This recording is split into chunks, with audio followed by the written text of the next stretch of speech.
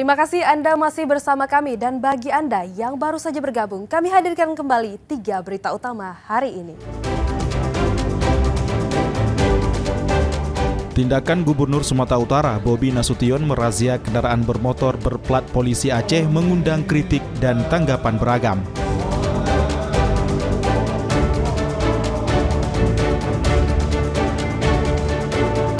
Banyak temuan tambang ilegal di sejumlah kawasan di Provinsi Aceh membuat Gubernur Muzakir Manaf gerah dan membentuk Satgas untuk menertibkan usaha ilegal tersebut.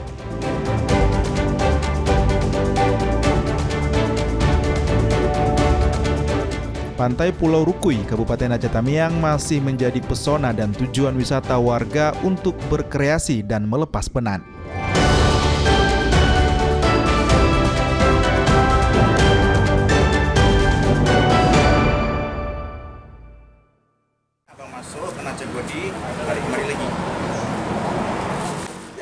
Nasib para tenaga honorer di Kabupaten Aceh Besar mulai mendapatkan titik terang. Pemkab setempat mengusulkan 2.407 tenaga honorer diangkat menjadi P3K paruh waktu.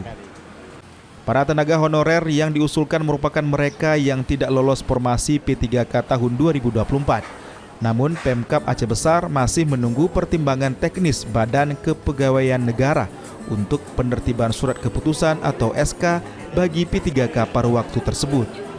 Badan Pemberdayaan SDM (BPSDM) setempat telah mengunggah 2.407 berkas data usulan P3K paruh waktu ke aplikasi BKN. Seluruh dokumen ini diharap telah lengkap dan sah sehingga menjadi dasar bagi penerbitan SK masing-masing P3K paruh waktu. Dari jumlah tenaga honorer, sebagian merupakan mereka tidak lolos dalam seleksi 1.000 formasi P3K tahap 1 dan 2. Semua keseluruhan itu berjumlah 2.407 orang semua kita Aceh Besar. Semua mereka akan diangkat menjadi P3K paruh waktu dan mereka bahan-bahan mereka kita kirim ke BKN, tinggal menunggu pertek dari BKN untuk ditetapkan nih. Mereka sebenarnya sama, tapi paruh waktu ini itu kebijakan pemerintah. Nantinya mereka akan bekerja apakah setengah hari atau dibagi waktu shift. Itu kita teknisnya kita atur kemudian nanti. Belum ada sampai sekarang. Ya, kita sudah mengusulkan ke BKN semua itu sejumlah segitu. Nanti akan keluar pertek, tapi sampai hari ini kita kan belum tahu apakah sudah keluar semua atau apa kekurangan atau apa belum. Tapi kita semua sudah mengirim, sudah mengupload ke aplikasi BKN. Para tenaga honorer diusulkan kategori R3 atau diangkat menjadi P3K paruh waktu dan R3T atau non-ASN sudah terdaftar di database BKN. Sementara penempatan P3K disesuaikan dengan kebutuhan jabatan dan beban kerja di masing-masing instansi. Tim Liputan melaporkan dari Aceh Besar.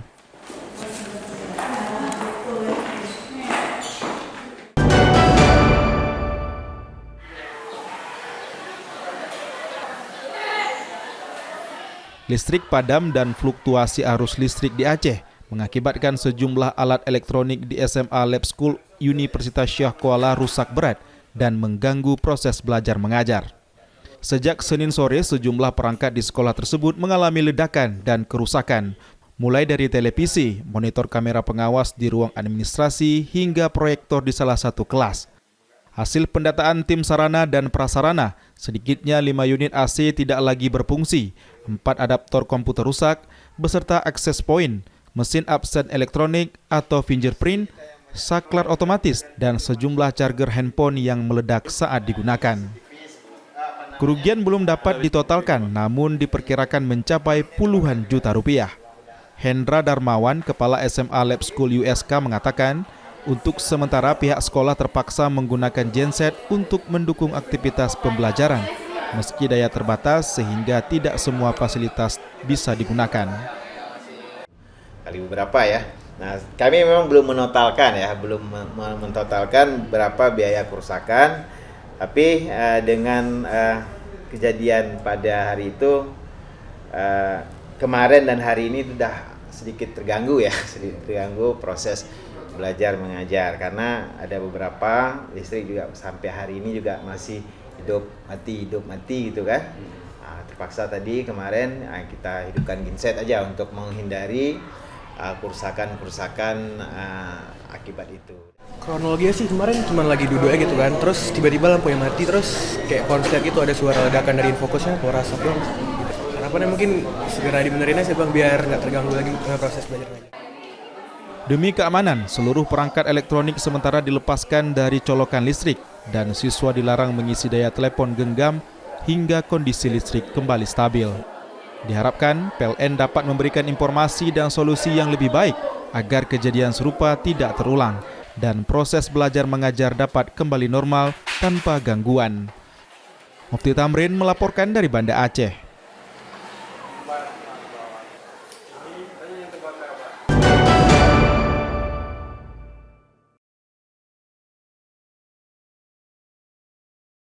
Pantai Pulau Rukui, Kampung Alur Nunang, Kecamatan Banda Mulia, Aceh Tamiang, mulai dilirik para wisatawan.